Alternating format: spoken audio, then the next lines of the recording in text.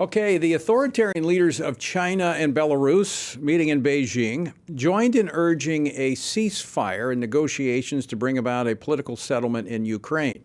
Now, of course, those are two of Russia's closest allies. But the question is, what would it take to reach settlement in this one-year-old conflict? Joining me now to discuss this, freshman Congressman Keith Self, who met actually with President Zelensky in Kyiv last week. Congressman Self represents the 3rd District of Texas. He serves on 2 House committees, including the Committee on Foreign Affairs. Congressman Self, welcome to Washington Watch. Thanks for joining us. Thank you, Tony. Thanks for having me. Good to be here. I want to talk. You went with the chairman of the Foreign Affairs Committee, Mike McCall, to Ukraine. Now, we see this push by Belarus, China, to reach a political settlement. Is that possible with what we see happening right now?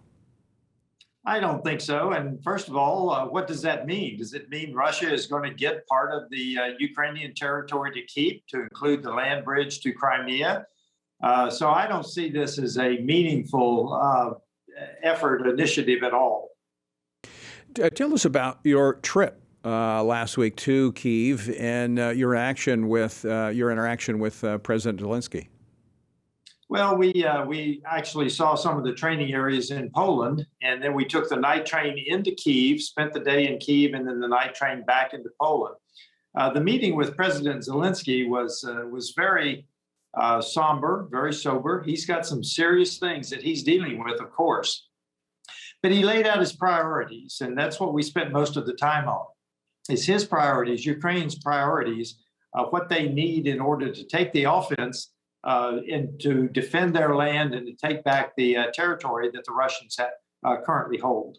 Now, let me ask you this question, because there's some conservatives who are not in favor of providing the support to Ukraine, saying it's a corrupt government, it's not something we should be involved in. I personally don't hold that view. I think if we don't fight the Russians there, we're going to fight them somewhere else. But I want to get your thoughts on that. Well, you're exactly right. This is a proxy war between the evil axis of China, Russia, and Iran. It is a proxy war. Yes, Russia and Ukraine are the belligerents on the battlefield, but make no mistake about it, this is a major war, not the forever wars in the Middle East that we've been fighting the last 20 years. This is a conflict that could change the world order. So I think it's very serious. I think it's very serious for the world as a whole. And I think that we stop Putin here. And I will tell you that China has already been surprised by several things. One, that Ukraine did not fall. 2, that NATO did not fracture. And 3, that Russia continues to have trouble on the battlefield. So China's watching this very carefully. You're a retired military leader. Your assessment of how Ukraine is handling this fight? Well, the Ukrainians are incredibly resilient people, incredibly tough people, and they're handling it very well with what they have. Now, Russia's got a population that is much larger than Ukraine, of course, but so there will be a time where Ukraine cannot sustain this effort, which is why we need to support them against the Russians here to make sure this battlefield doesn't expand into NATO, to keep it confined into the battlefield that we're on today. I want to switch gears. We just got a couple minutes left, Congressman Self, but you're in Texas. I know you're new to Congress, but you're not new to the issues. Let's talk about the border. That's an issue that you have been focused on as well. Tell us about the border. Well, I was at the border twice during my campaign, once in southern Texas, where I watched at midnight the cartel operation, very sophisticated cartel operation, ferrying people across the river.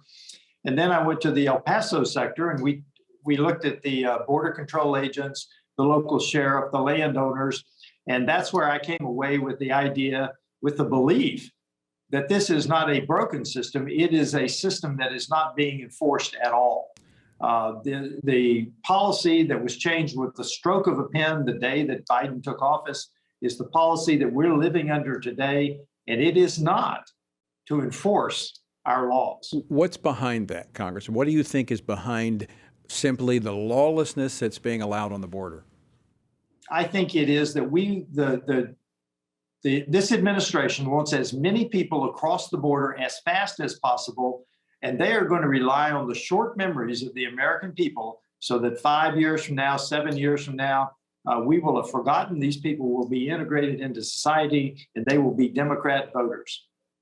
Is it also a part of their broader lawlessness agenda, like we see at the DOJ, we see the Department of Justice, that in a culture of lawlessness, it gives the power to government to move toward its authoritarian longings?